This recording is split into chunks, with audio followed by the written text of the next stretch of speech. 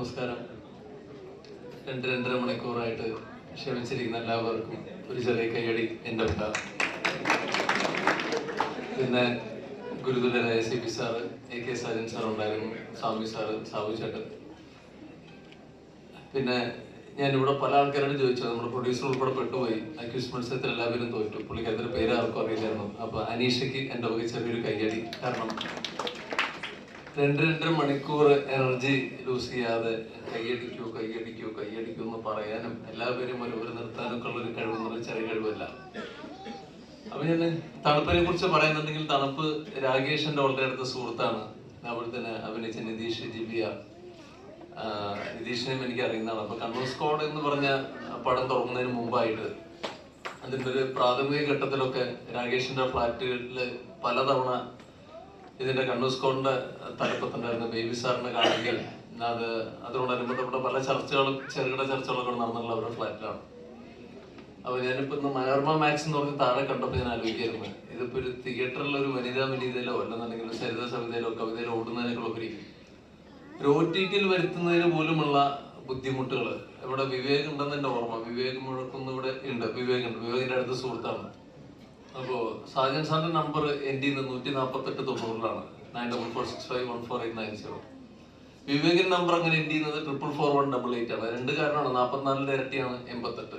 അപ്പൊ വിവേകിനെ ഞാൻ വിളിച്ച് പഴഞ്ചൻ പ്രണയം എന്നുള്ളൊരു പടം എങ്ങനെങ്കിലും മനോരമയിൽ എത്തിക്കണം എന്ന് പറഞ്ഞിട്ട് അവസാനം പ്രൊഡ്യൂസറിന്റെ നിരന്തരമായുള്ള തെറി കേട്ട് ഞാനും ഡയറക്ടറും എങ്ങനെയെങ്കിലും ഒന്ന് എടുക്കുക. അപ്പൊ പ്രാഥമിക ഘട്ടത്തിൽ കുറച്ച് പേര് കണ്ടു. അതിനുശേഷം അടുത്ത ഘട്ടത്തിലോട്ട് പോകണം, അത് കാണുന്നുണ്ട്. എന്തുകൊണ്ടോ അത് അവസാനം എത്തിയില്ല. അവസാനം ഇതിന്റെ ഒരു ക്ലൈമാക്സ് എന്ന് പറഞ്ഞ് പ്രൊഡ്യൂസറിന്റെ ഫാദർ മരിച്ച് കൊട്ടാരക്കര അടുത്ത ഒരു സ്ഥലത്ത് ഞാൻ പ്രൊഡ്യൂസറിന്റെ വീട്ടിൽ നിൽക്കുകയാണ്.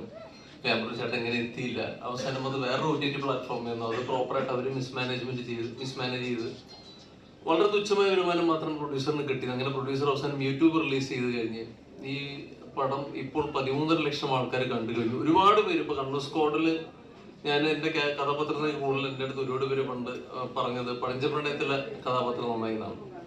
അപ്പോ കണ്ണൂർ സ്ക്വാഡിന്റെ ഷൂട്ട് നടക്കുന്നതിനിടയ്ക്ക് ഞാൻ മമ്മൂക്കനെ വളരെ തന്ത്രപരമായിട്ട് മമ്മൂക്കനെ കൊണ്ട് എന്തെങ്കിലും ചെയ്യിക്കാൻ പറ്റുന്നവരുണ്ട്. മമ്മൂക്കനെ ചെറിയൊരു ടീസർ കണ്ടു. മമ്മൂക്ക പറഞ്ഞു, ഏതാണ്ടാ ഷോർട്ട് ഫിലിം കൊള്ളാലോ എന്ന് പറഞ്ഞു. അപ്പൊ തന്നെ എന്റെ കോൺഫിഡൻസ് മുഴുവൻ പോയി. അപ്പൊ അതിന്റെ ഒരു ക്വാളിറ്റി കണ്ടിട്ട് മമ്മൂക്കയ്ക്ക് എന്തോ അങ്ങനെ ഷോർട്ട് ഫിലിമായിട്ട് തോന്നിയപ്പോൾ ഞാൻ പറഞ്ഞു, നമുക്ക് എല്ലാതൊരു സിനിമയാണ്. ഇത് സിനിമയാണോ? ഞാൻ പറഞ്ഞത് നമുക്കിതൊരു സിനിമയാണ് എന്ന് പറഞ്ഞു. അപ്പൊ ഞാൻ വിചാരിച്ചു ഏകദേശം ഇതിന്റെ കാര്യം പൂർണ്ണതയിൽ എത്തിയിട്ടുണ്ട്, ഇനി പ്രത്യേകിച്ചൊന്നും ചെയ്യാനില്ല എന്ന് പറഞ്ഞ ഈ സാധനം അവസാനം തിയേറ്ററിലെത്തി. വനിത എൻ്റെ ഒരു എന്താ പറയാ, ഞാൻ ഏറ്റവും കൂടുതൽ കുറഞ്ഞ പക്ഷം ഒരു 100 സിനിമയെങ്കിലും കണ്ടിട്ടുള്ള ഒരു തിയേറ്ററാണ്. എപ്പോൾ ചെന്നാലും എനിക്ക് ടിക്കറ്റ് മാറ്റി വെക്കുന്ന ഒരു സ്ഥലമാണ്. ലിൻഡോ ചേട്ടനായിക്കോട്ടെ, ഷൈൻ ചേട്ടനായിക്കോട്ടെ, അങ്ങനെ ഒരുപാട് ബന്ധം. അപ്പൊ അവരും അവിടെ ഇറങ്ങിയ സമയത്ത് പറഞ്ഞു, നല്ല പടമാണ്, നിങ്ങൾ എന്തെങ്കിലും ചെയ്യാൻ പറ്റുമെങ്കിൽ ചെയ്യുമെന്ന് പറഞ്ഞ് കേരളം ഒട്ടാകെ ഞാനും സംവിധായകനും കൂടി അവിടെ ഇവിടെയും ഒക്കെ തിയേറ്ററിൽ പോയിട്ട് എന്തൊക്കെയോ ഡ്രാമകൾ കാണിച്ചു. പക്ഷെ എന്തോ കഷ്ടകാലം കൊണ്ട് ആ സമയത്ത് കാതലും ഫാലിമിയും കത്തിയുന്നുണ്ട് ഈ സിനിമ കാര്യമായിട്ട് പോയില്ല.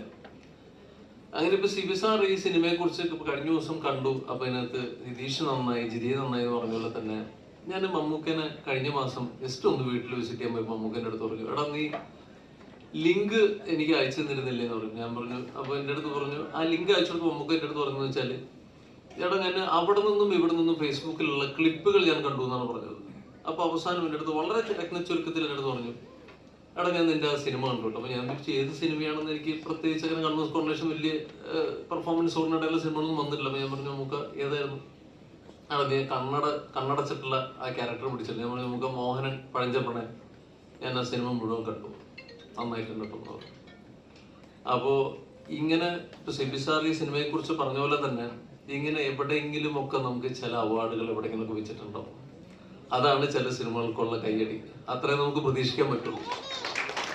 അപ്പോ ഇന്ന് CP സാറിന്റെ വാക്കുകളാണ് ഒരുപക്ഷെ നാളത്തെ ഒരുപാട് രാകേഷ് നാരായണന്മാർക്കുള്ള പ്രചോദനം. അപ്പോ ഇനിയും രാകേഷ് നാരായണന്മാരുണ്ടാവട്ടെ. ഇനിയും ഒരുപാട് ഇതുപോലെ തന്നെ ചെറിയ ചെറിയ സംരംഭങ്ങൾ. ഇപ്പൊ നമുക്ക് എല്ലാ പേർക്കും എന്താ പറയാ, RRR-ഉം ബാഹുബലി 1-ഉം 2-ഉം ഉണ്ടാക്കാൻ കഴിയില്ല. പണ്ട് തനിയാവർത്തനം വളരെ ചെറുപ്രായത്തിൽ, അന്ന് ഇതിന്റെ ഒരു ഡയമെൻഷൻ എന്ന് പറഞ്ഞുകൊടുത്തൊരു കാലത്താണ് ബാലമാഷിനെ കണ്ടത്. ബാലമാഷിനെ ഞാൻ കണ്ടതും സേതുമാധവനെ കണ്ടതും ഒക്കെ ചെറുപ്രായത്തിലാണ്. അതൊക്കെ വലിയ നടന്മാർ. ഒന്ന് ലോഹിയേട്ടൻ എന്നുള്ള ഒരു എന്താ പറയാ, ഒരു ലെജൻഡ് റൈറ്ററും സിബിസാറിന്റെ കോമ്പിനേഷൻ ഒരുപാട് സിനിമകൾ ഇറങ്ങിയിട്ടുണ്ട്. അപ്പൊ അതുപോലെ തന്നെ ഈ ചെറു സിനിമകളും ഒരു സൈഡിൽ കൂടെ പോകണം, അല്ലെങ്കിൽ അത് വിജയിക്കണം എന്നുള്ളത് ഓരോ ഇൻഡസ്ട്രിയുടെയും ഒരു അനിവാര്യതയാണ്, അതിലൊരു സംശയവുമില്ല.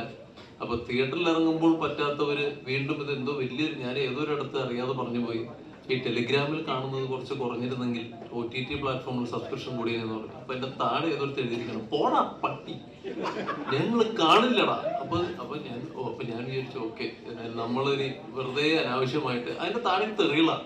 അപ്പൊ ഞാൻ ആലോചിച്ചത് എന്താണ് ഇതൊരു മോഷണമല്ലേ എന്നുള്ളതാണ് നമ്മൾ ചോദിച്ചുള്ളൂ. അപ്പൊ ഒരു 100-150 രൂപ.